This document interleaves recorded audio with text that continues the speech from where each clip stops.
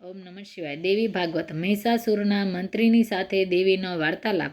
વ્યાસજી બોલ્યા, મહારાજ, ભગવતી જગદંબા શ્રેષ્ઠ સ્ત્રીના રૂપે વિરાજમાન હતા. મંત્રીની વાત સાંભળીને તે હસીને કહેવા લાગ્યા, મંત્રીવર, બધા દૈત્યોને મારવા માટે જ હું પ્રગટ થઈ છું, એટલા માટે જ હું અહીં આવી છું.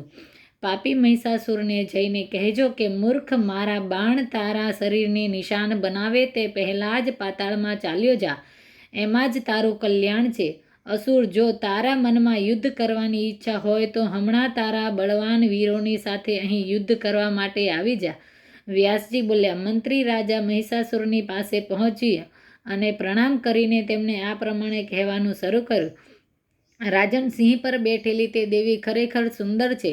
રાજન, તે સુંદરી અસીમ બળના અભિમાનમાં ચૂર છે. મહિષાસુરે કહ્યું, મહાભાગ તામ્ર, તમે યુદ્ધ કરવા માટે નિશ્ચિત કરીને જાઓ. તે સ્વાભિમાની સ્ત્રીને ધર્મપૂર્વક પરાજિત કરીને મારી પાસે લઈ આવો. વ્યાસજી બોલ્યા, તામ્ર એ મહિષાસુરની વાતો સાંભળીને પોતાની સાથે સૈન્ય લીધું અને પ્રણામ કરીને તે યુદ્ધ માટે નીકળી પડ્યો. તામ્રએ તે ભગવતીને જોયા અને તે સમયે દેવી સિંહ પર વિરાજમાન હતા.